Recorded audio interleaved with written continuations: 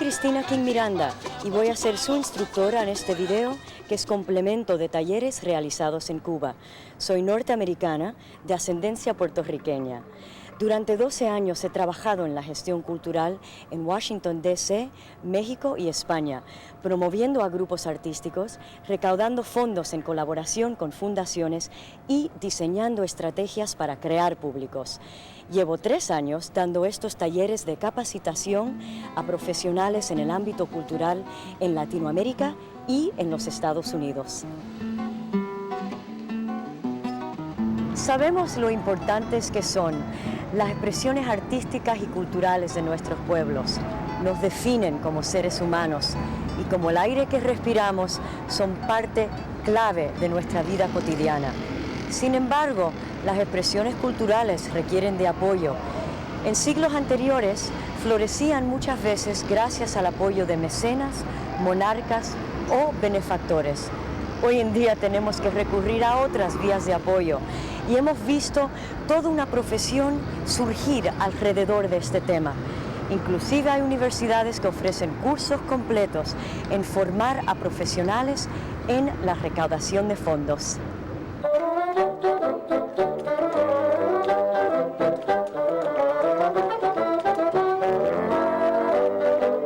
Durante los próximos 60 minutos les daré una introducción a cómo buscar fondos y crear públicos para nuestros proyectos. Hay que recalcar que mi experiencia proviene en gran medida de la realidad norteamericana y que hay un mundo más allá con otras técnicas. Cubriremos los siguientes temas. ¿Qué es una fundación? ¿Cuál es el papel de la fundación en la gestión cultural? ¿Cómo nos acercamos a la fundación y sabemos si comparte nuestra misión? ¿Cuáles son las distintas clases de fundaciones? ¿Cómo se redacta una solicitud? ¿Y cuál es el proceso de buscar fondos y la importancia de los públicos en este proceso?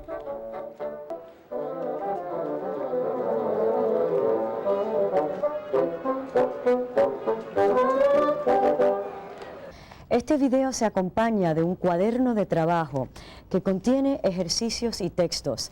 Ambos se complementan, así que pueden usarlos como quieran. Este cuaderno es bien importante porque les va a ayudar a procesar toda la información que van a recibir durante la próxima hora.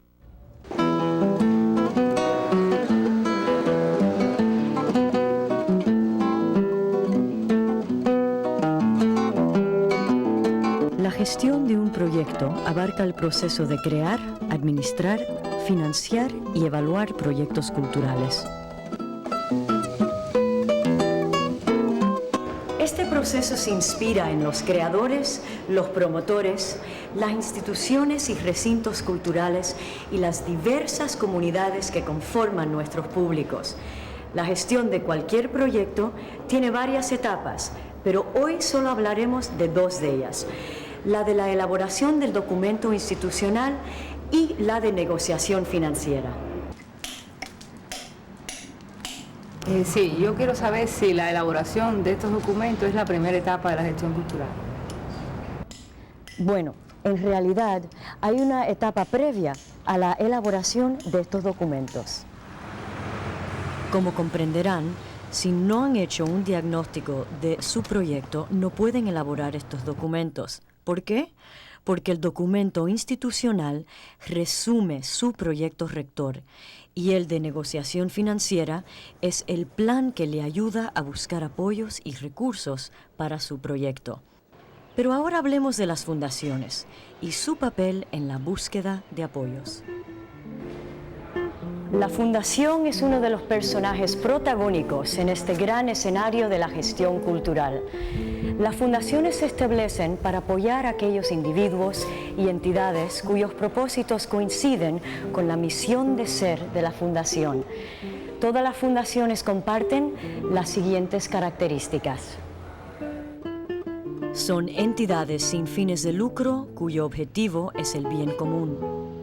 Poseen el capital suficiente o los bienes que les permiten generar ingresos y hacer donativos. Apoyan a otras instituciones o actividades sin fines de lucro que también trabajan por el bien común. Toman decisiones sobre la distribución de sus fondos de manera independiente y de acuerdo a sus objetivos. Entonces, ¿en qué se diferencian las fundaciones? Es una buenísima pregunta. No todas las fundaciones operan igual ni tienen las mismas funciones. Las hay de distintos tamaños y tienen distintas funciones y objetivos. Veamos los diferentes tipos de fundaciones que existen. Hay 4 categorías cuyas estructuras legales y administrativas varían según el país en que operan. Primero está la fundación de familia, creada por una familia adinerada o que simplemente quiere contribuir a la sociedad. A través del mecanismo independiente y profesional de la fundación, canalizan fondos a proyectos que creen merecen apoyo. ¿Qué tipo de actividades apoya una fundación de familia? Algunas veces las fundaciones apoyan a una serie limitada de actividades. En otros casos tienen mayor flexibilidad de acción. A menudo estas fundaciones no tienen empleados, sino que los miembros de su junta directiva, quienes pueden ser miembros de la familia, lo hacen todo. Ellos fijan las metas de la fundación, administran sus fondos, deciden quién recibirá apoyo y le dan seguimiento a los proyectos.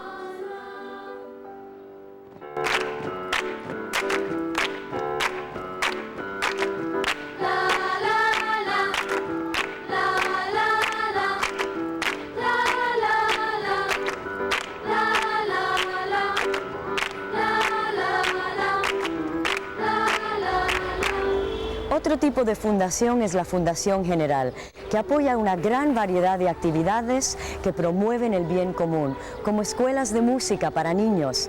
Estas fundaciones tienen equipos profesionales que dirigen y administran el trabajo de la fundación. Estas fundaciones apoyan a causas que las juntas directivas y sus fundadores creen merecen apoyo. Tienen oficinas nacionales y regionales y tienen varios representantes por departamentos. También operan a nivel regional, nacional e internacional y pueden que consideren apoyos en áreas temáticas.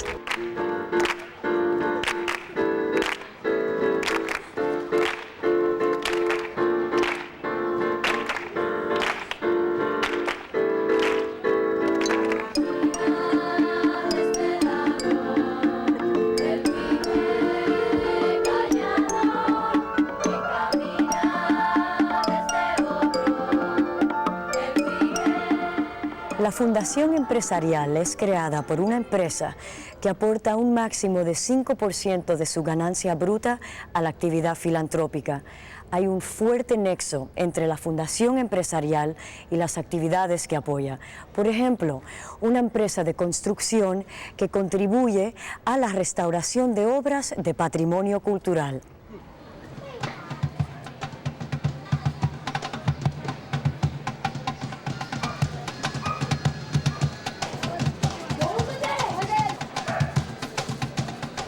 La Fundación Comunitaria representa a la comunidad y vela por sus intereses. Reúne donativos de entidades privadas como empresas, personas, fundaciones y otras organizaciones sin fines de lucro y crea un fondo común que reúne los recursos y se destinan a la comunidad. Esta fundación es gobernada por una junta directiva que es compuesta de los mismos miembros de la comunidad. Al decir que las fundaciones comparten las formas en que se gobierna, ¿me puede explicar a qué se refiere? Me refería a que todas las fundaciones están gobernadas por una junta de directores.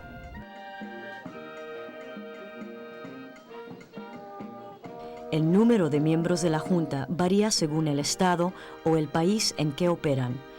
Puede tener un mínimo de 3 directores o muchísimos más. A la cabeza de la fundación está la junta directiva. Esta gobierna, define su misión, determina las áreas de interés y las políticas estratégicas y establece las actividades que recibirán apoyo.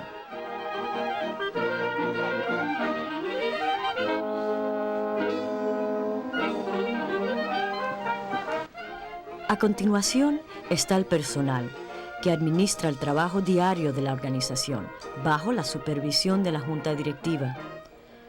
A veces, cuando no hay definiciones claras de las responsabilidades de cada una de las partes, surgen problemas. Por ejemplo, no es responsabilidad de los miembros de la Junta Directiva inmiscuirse en el manejo diario de la fundación.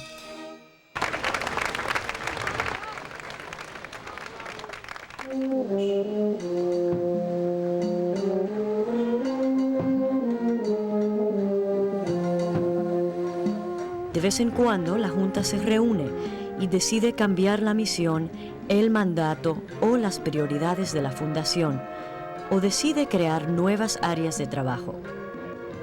La Junta Directiva está encabezada por un comité ejecutivo, cuyos miembros son elegidos periódicamente, cada año o cada 2 años, según las reglas establecidas al fundarse la entidad.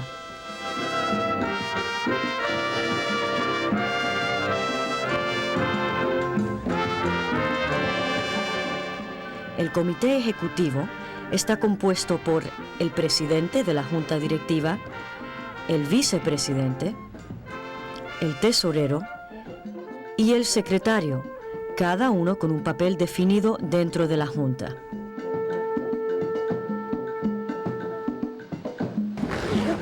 Dígame, por favor, ¿con qué frecuencia se reúnen las diferentes partes de una fundación? La Junta Directiva se reúne cada mes o cada 3 o 4 meses, dependiendo de ambas el tamaño de la Junta y el tamaño de la fundación. El comité ejecutivo puede reunirse con mayor frecuencia.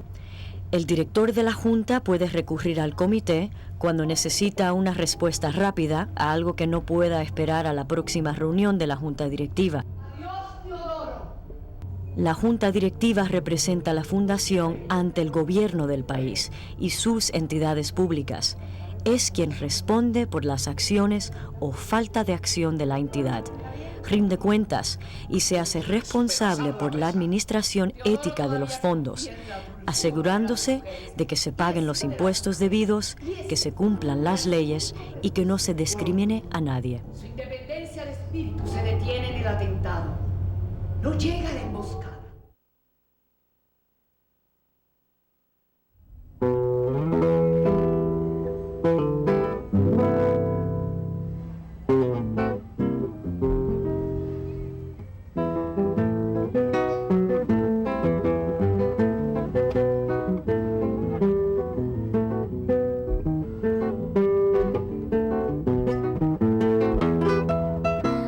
Otorgarle personería jurídica sin fines de lucro a una fundación, el gobierno de un país le da un privilegio.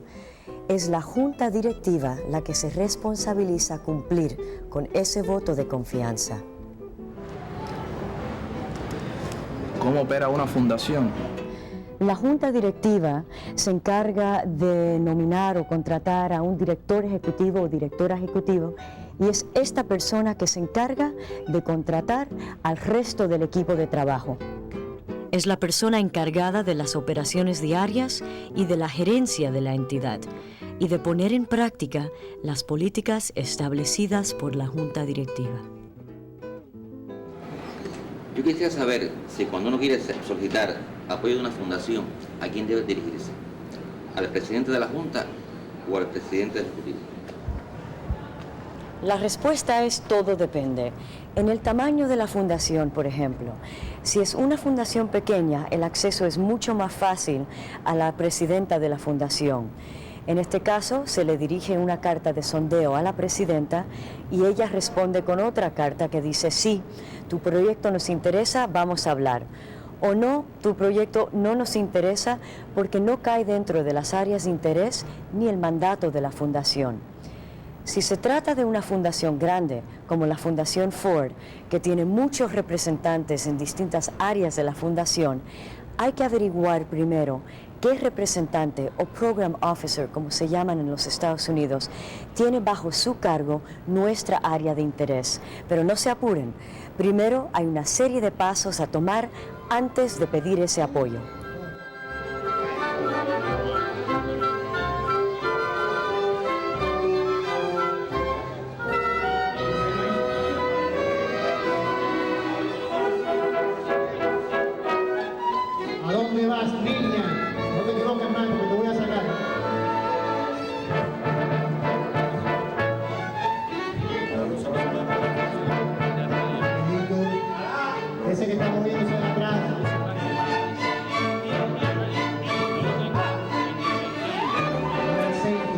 Hay que averiguar si nuestros propósitos y los de la fundación son afines. Por ejemplo, si eres una compañía de danza y sometes una propuesta a una fundación que apoya proyectos al medio ambiente, pierdes tu tiempo. Es muy importante leer el informe anual que tiene la misión de la fundación.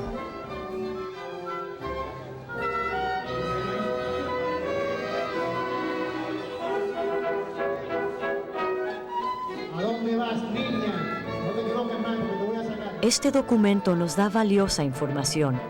Por ejemplo, los nombres de los miembros de la Junta Directiva y de los empleados a cargo de las distintas secciones o departamentos.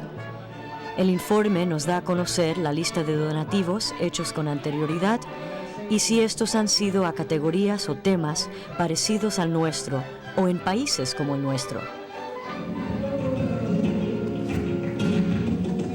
Este documento también nos indica el presupuesto de la fundación, los criterios de apoyo, los requisitos que deben cumplir los solicitantes y las fechas en que deben entregarse las solicitudes. Actualmente, muchos de estos informes se consiguen vía Internet. Antes había que llamar o escribir a la fundación y esperar a veces un mes o más para que nos llegara la copia del informe anual y las guías de apoyo. Este adelanto tecnológico está revolucionando el campo de la filantropía y la forma de recaudar fondos para apoyar el trabajo de las fundaciones.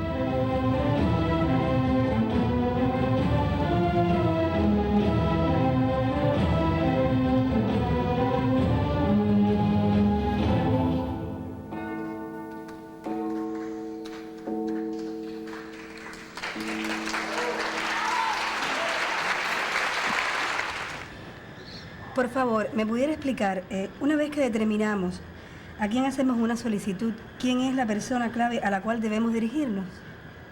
La persona clave es el o la representante o Program Officer, como se llama en los Estados Unidos. Es nuestro punto de entrada dentro de ese laberinto que es una fundación, sobre todo si es una fundación grande. Por eso es importante conocer sus responsabilidades antes de someter nuestra solicitud. Primero, el representante es el intérprete de la labor de la fundación ante el público y el enlace entre ésta y el solicitante. Su oficio es explicar el trabajo de la fundación y buscar proyectos afines a su misión. Segundo, hay representantes que identifican y ayudan a diseñar con sus preguntas o sugerencias proyectos de interés para la fundación. Otros, que son cada día menos, son más pasivos y reaccionan ante proyectos que se le presentan. Hoy en día, las fundaciones y sus representantes son más activos en la labor de buscar y diseñar proyectos. En muchos casos, las fundaciones buscan ser socios y se involucran más en los proyectos. Tercero, el representante ayuda a un solicitante a elaborar su proyecto. Colabora con aquellos postulantes que vienen con buenas ideas para proyectos, pero cuyas solicitudes deben desarrollarse más para ser competitivas y ser consideradas y elegidas por la fundación.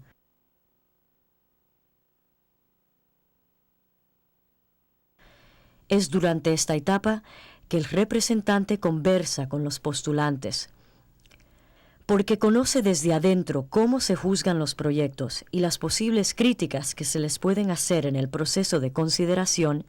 Tiene un buen termómetro para decirnos, ¿tu proyecto está listo para presentármelo o no? A tu proyecto le falta más explicación. Por último, el representante tiene la responsabilidad de presentar a sus superiores aquellos proyectos que él o ella cree que merecen apoyo. La representante es la persona que mejor conoce la forma en que la fundación juzga proyectos y las críticas a las cuales será sometida tu propuesta. Aunque no tiene poder de decisión, sí puede ayudar a que tu propuesta llegue a la etapa final. Pero debemos aprovechar nuestro diálogo con el representante al máximo, escuchar y aplicar las sugerencias que nos da y no descorazonarnos si el proceso toma mucho tiempo, porque a veces es este diálogo que culmina en una propuesta exitosa. Por ejemplo, con este proyecto del video, los talleres y la guía, nos tardó 1 año y medio y varios ajustes a nuestro proyecto original para conseguir el apoyo de la Fundación Ford. Yo quiero preguntar, ¿qué sucede una vez aprobado el proyecto? Una vez aprobado el proyecto, la labor del representante es muy importante. Él o la representante se encarga de darle seguimiento al proyecto. Para hacerlo, lee informes y asiste a reuniones, talleres y conferencias relacionadas al proyecto. Finalmente, el representante se asegura de que el proyecto cumplió con lo prometido y de que se utilizaron los fondos del donativo para los fines programados.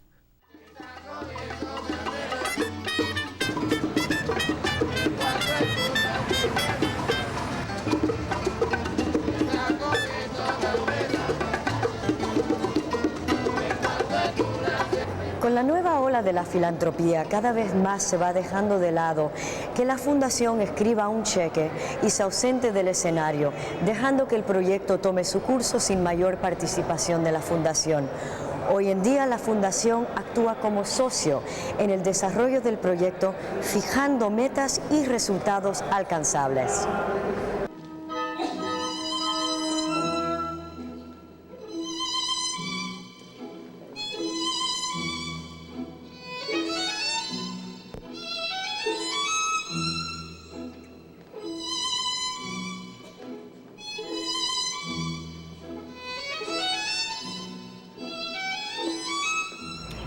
¿Cómo podemos averiguar cuál es la fundación que da mejor apoyo al proyecto que tenemos en mente?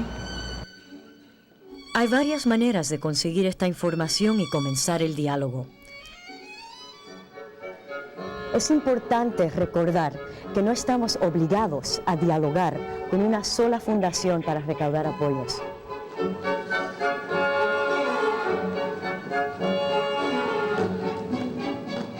A veces una fundación puede apoyar solamente un aspecto de nuestro proyecto y otra fundación el resto del proyecto.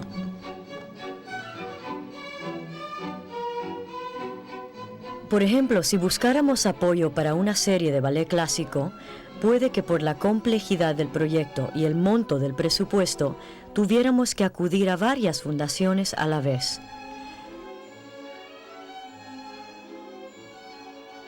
Hay importantes fuentes de información donde podemos encontrar información sobre fundaciones que nos interesan y con los cuales trabajamos. Uno de estos lugares es el Foundation Center, cuyas oficinas se encuentran en Washington, D.C. y en Nueva York. El Foundation Center sirve de fuente informativa sobre las diferentes fundaciones, sus sitios web y direcciones electrónicas, y tiene copias de sus informes anuales.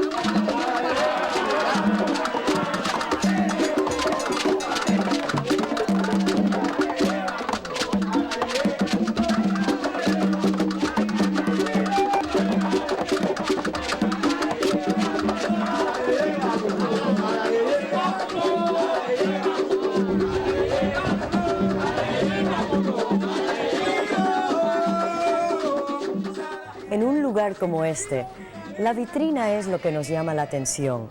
Si no es atractiva, pasamos de largo, y si nos gusta, nos quedamos.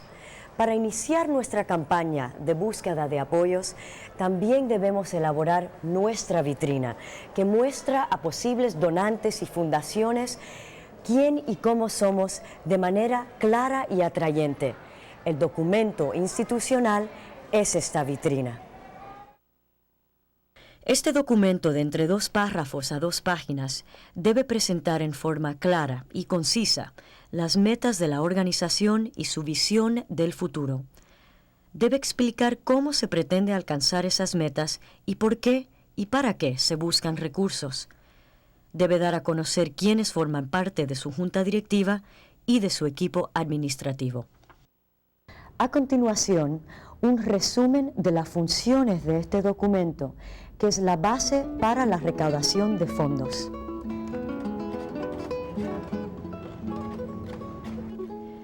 El documento institucional tiene las siguientes funciones. Primero, define por escrito los objetivos de la campaña de recaudación de fondos. Explica cómo los objetivos y los mensajes de la organización reflejan diversas opiniones y perspectivas. Seduce e involucra a posibles donantes, haciéndoles parte del equipo que diseña, apoya y difunde la campaña. Sirve de instrumento principal para la promoción y difusión de la campaña.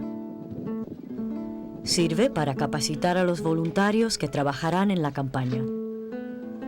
Ayuda a cultivar a donantes y a solicitar nuevas donaciones. Por último, sirve de base para la confección de otros materiales, como discursos, solicitudes, informes y materiales informativos en general.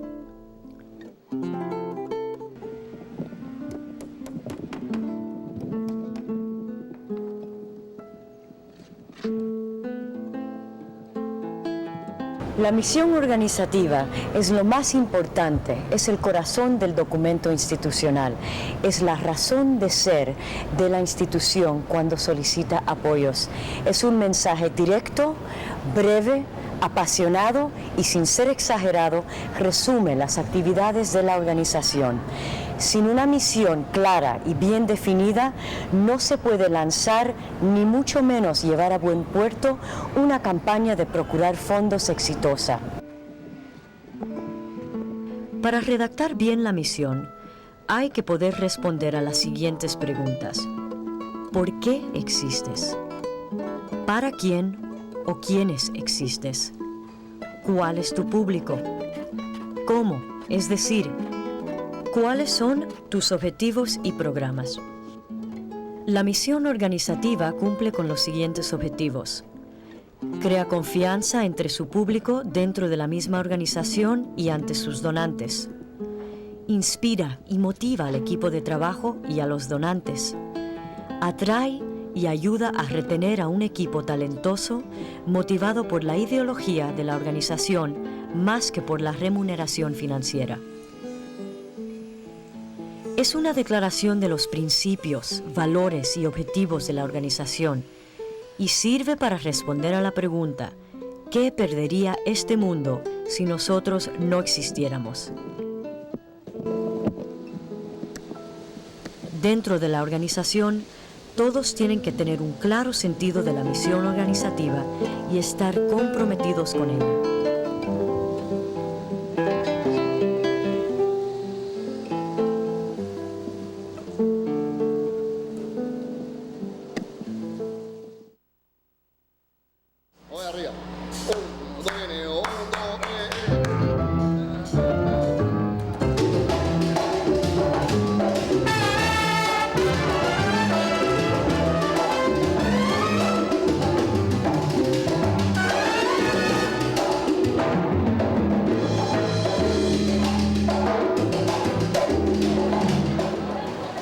Imagínense el ciclo de búsqueda de fondos como un viaje planetario en el cual nosotros somos la Tierra y nuestra fuente de recurso es el Sol. Giramos en órbita interminable alrededor de nuestra fuente de energía.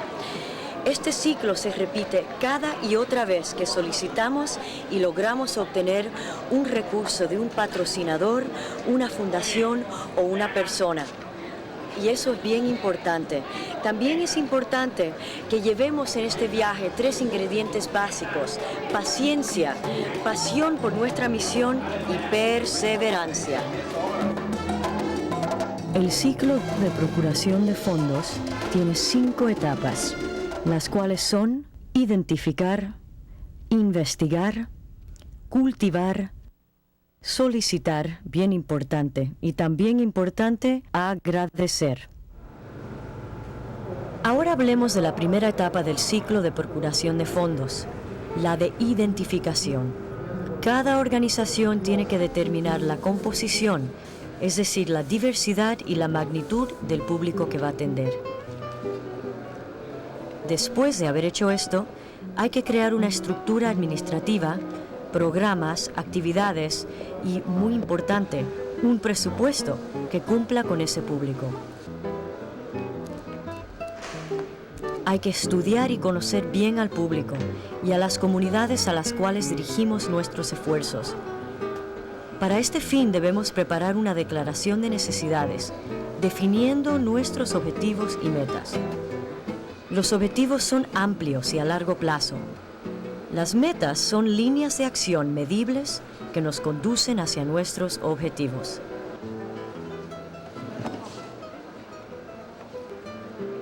Una vez definidos nuestro público, objetivos, metas y recursos necesarios para cumplir con nuestra misión, podemos pasar a las etapas de investigar y cultivar. Hay que comenzar por determinar las fuentes a las cuales vamos a recurrir para buscar apoyos y tener claro el tamaño del donativo. Luego, después de haber hecho esto, podemos definir los métodos que vamos a usar para buscar esos apoyos. Acuérdense que podemos solicitar de varias fuentes, o sea, del sector público, gubernamental o del sector privado, como empresas o fundaciones. Antes de comenzar a solicitar donativos, es necesario asignar dentro de nuestra organización a la persona responsable de solicitar apoyos. Todos los esfuerzos de recaudación deben canalizarse a través de ella. 5 sirenitas te llevarán por caminos de algas y de coral, y fosforescentes caballos marinos harán una ronda a tu lado. Si es una organización pequeña, como un conjunto de música de cámara, esta responsabilidad podrá recaer sobre el director musical, que hará esta labor junto con el presidente o algún miembro de la junta directiva. Si es una organización grande como el Teatro Nacional de un país, quizás se asigne esta tarea a una persona especializada en la recaudación de fondos a tiempo completo.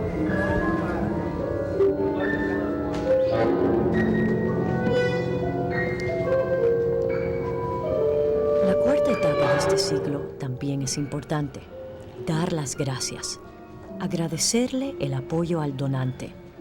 Y no se trata solamente de enviarle una nota al final del proyecto, adjuntándole copia del reporte. Se trata de involucrarlo.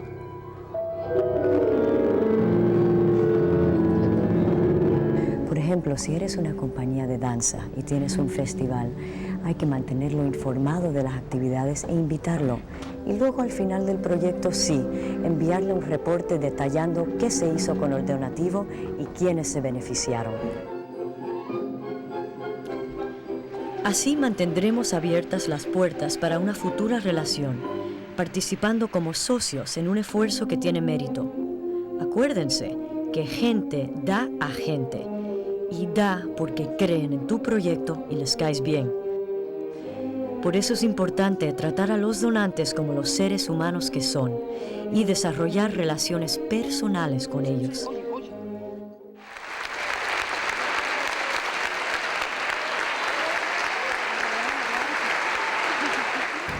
¿Puede explicar cuáles son los diferentes tipos de donativos? Los donativos mayores son cantidades grandes de dinero y como tardan mucho en obtener, poca gente los puede otorgar. Por lo general, como se trata de sumas grandes que toman tiempo en cultivar y en obtener, no son donativos en efectivo, sino son cheques o transferencias bancarias. Las empresas suelen hacer donativos mayores y muchas fundaciones también. Los pequeños donativos provienen de un gran número de personas que dan pequeñas cantidades de dinero. Estos pueden ser en efectivo o a través de venta de boletos, por ejemplo. Las personas entregan sus donativos directamente a la institución y la institución los usa para sus operaciones diarias. ¿Cuáles son las fuentes de donativos más frecuentes? Las siguientes fuentes de donativos son las más comunes: eventos o proyectos especiales, campañas anuales para gastos generales de operación de la organización, campañas de capital o de infraestructura que tienen un sentido de urgencia y que tienen una fecha de vencimiento, donativos en especie. En vez de dinero, el donante presta servicios o da insumos o equipo. Fideicomisos establecidos para asegurar la sustentabilidad a largo plazo de la institución sin fines de lucro u organización no gubernamental, UONG. Por último, una fuente muy importante de donativos son los patrocinios por parte de empresas que piden algo a cambio. Puede ser un reconocimiento en un programa en mano o otro tipo de reconocimiento.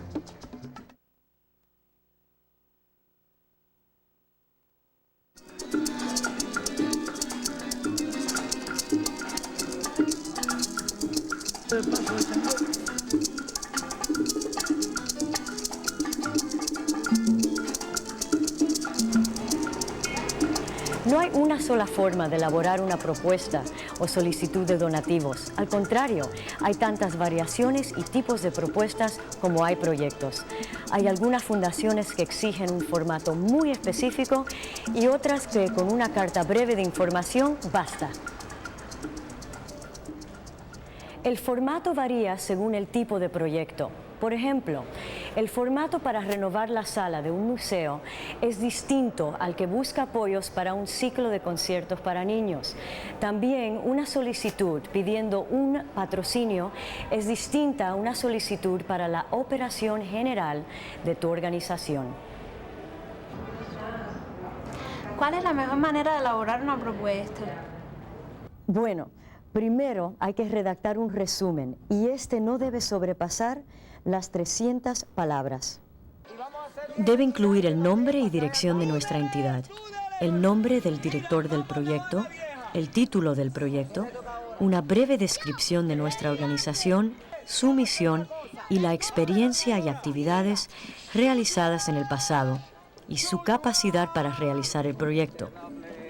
Y por último, debe incluir una síntesis del proyecto. Muchos formatos para propuestas se encuentran en informes anuales en el Internet.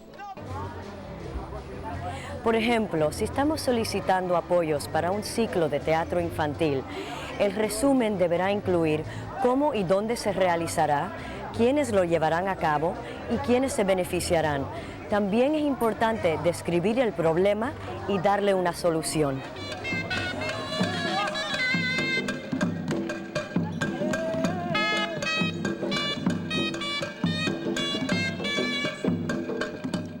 El resumen debe indicar la fecha de comienzo y de terminación del proyecto y la suma que se está solicitando. A este resumen se le debe añadir una carta de portada firmada por el presidente de la Junta Directiva y por la directora de la organización.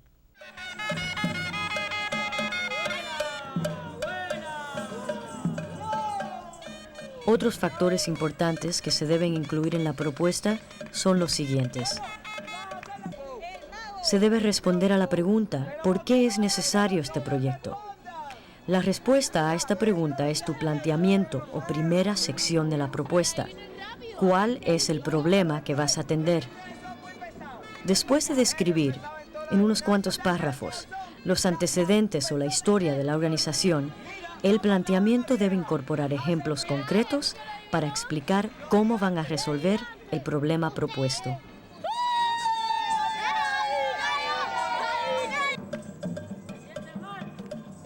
Se deben definir los objetivos y metas que se persiguen y explicar qué métodos se usarán para realizar el proyecto y para medir los resultados. ¿Qué metas debemos proponernos para tener éxito en un proyecto? Con una buena meta basta. Lo importante es que esta meta sea explícita y específica. Es importante evitar metas demasiado grandiosas, ambiciosas o inalcanzables.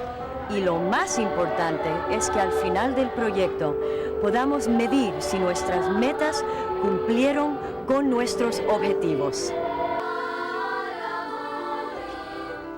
Por ejemplo, si desarrollamos un proyecto dirigido a un público específico, tenemos que poder determinar si nuestras metas se cumplieron.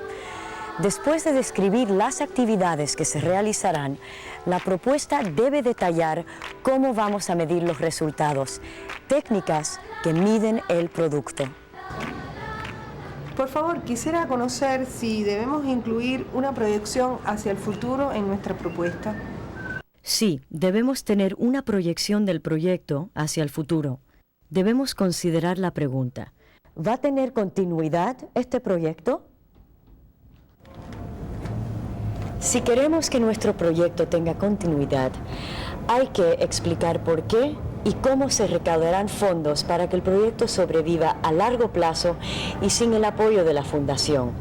Deben describirse específicas estrategias porque las fundaciones quieren tener la seguridad de que el solicitante no regresará año tras año a pedir donativos para el mismo proyecto.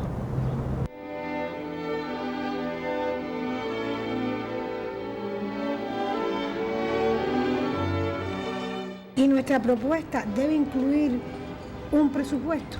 Sí, la propuesta debe incluir un presupuesto desglosado que incluye ingresos y gastos.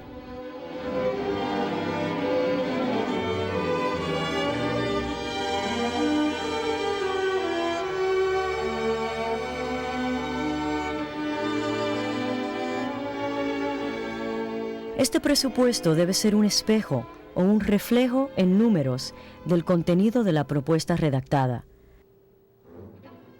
Debe incluir gastos como el personal, los costos de instalaciones, la adquisición o alquiler de equipo, la producción, los viajes y viáticos, los honorarios de consultores, los gastos administrativos, los gastos de comunicación como teléfono, fax, sellos de correo, gastos de transporte y la compra o impresión de materiales.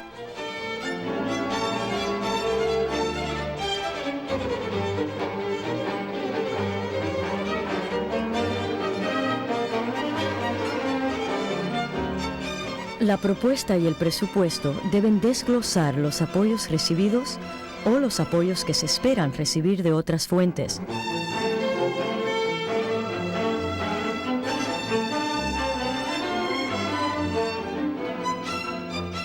Estos otros donativos pueden provenir de la venta de boletos, de suscripciones, donativos de particulares que ya se hayan comprometido, así como contribuciones en especie.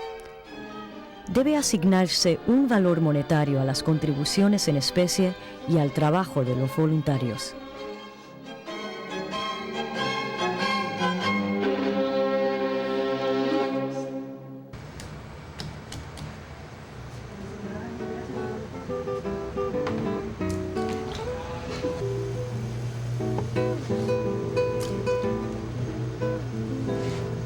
¿Debemos confeccionar un cronograma para el proyecto?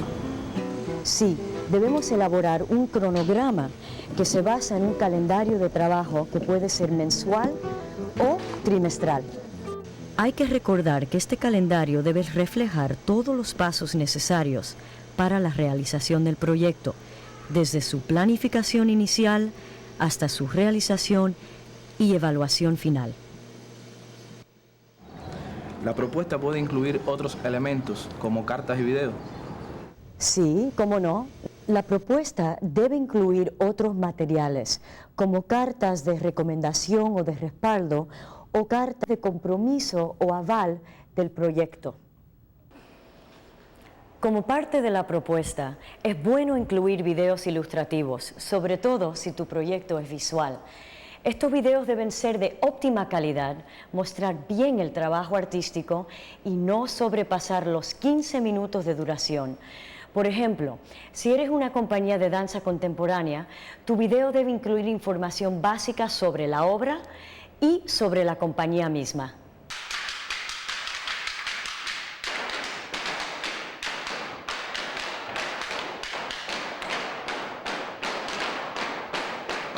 También es valioso incluir materiales como diapositivas, fotografías y discos compactos. También las biografías resumidas del personal artístico y administrativo y algunas reseñas de prensa. También sirven de apoyo materiales impresos como textos, libros, programas de funciones artísticas y guiones.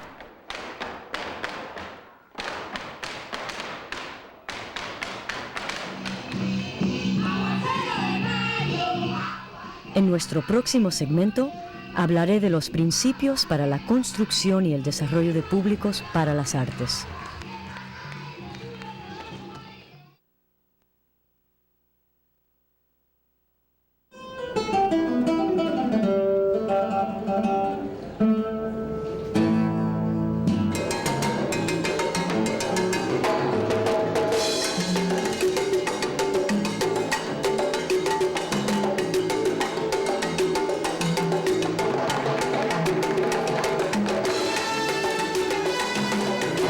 El público es el personaje principal en este gran escenario de la gestión cultural.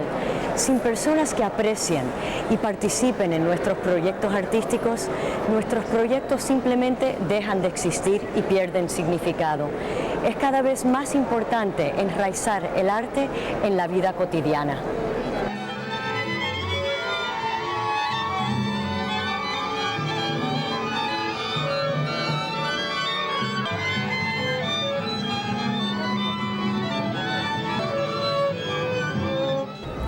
Cada proyecto artístico, compañía, grupo e institución tiene que crear su público y conocerlo. Este proceso une la comunidad, los artistas y la institución y crea vínculos dentro de la propia organización. Se basa en relaciones personales y en el contacto personal, no simplemente en la venta y entrega de un producto. Ahora veamos las bases indispensables para la construcción y el desarrollo de públicos. La misión organizativa o la razón de ser forma la base para el desarrollo de públicos. Sin una misión precisa y bien fundamentada, el proyecto artístico pierde solidez y visibilidad. No existe una relación directa entre el número de espectadores y la calidad artística de una obra. El desarrollo de públicos es un proceso en el cual promotores, artistas y los públicos aprenden y crecen juntos. Se requiere de una actitud abierta y dispuesta a romper barreras, y se trata de relaciones de beneficio mutuo. También requiere de una planeación estratégica y de un compromiso a muy largo plazo.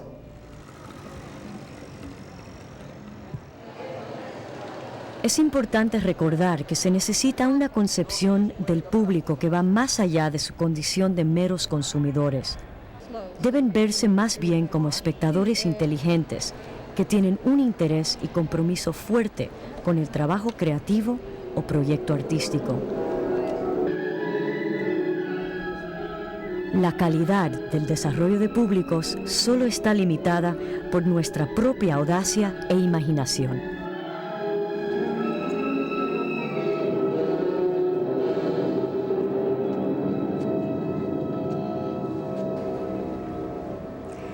Es importante darle visibilidad al proyecto desde su inicio y hay múltiples escenarios para llevar a cabo el desarrollo de públicos. Es importante exhibir en espacios públicos, organizar talleres, mesas redondas y otros encuentros informales. También hay que promover el diálogo, difundiendo información y a través de visitas dirigidas, por ejemplo.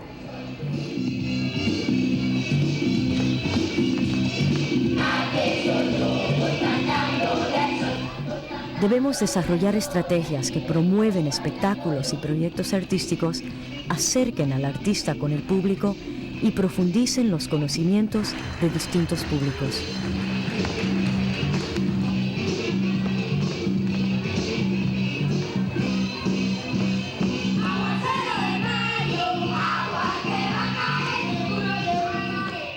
Hay dos formas de construir públicos que podrán ver con más detalle en sus cuadernos de trabajo. En la lineal hay un intercambio limitado entre el público, los creadores y los promotores. En cambio, la multilineal estimula un intercambio de servicios, ideas e información entre ese público, los creadores y los promotores.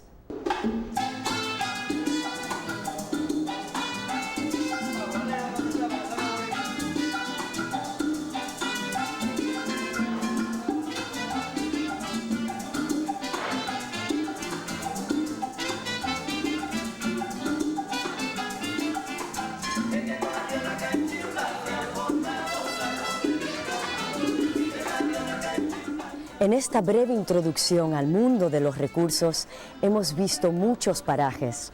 Tenemos mucho trabajo por delante, pero lo mejor del viaje no es el final, sino el trayecto. Así que ánimo y buen viaje. Y como dijo el poeta Antonio Machado, caminante no hay camino, se hace camino al andar.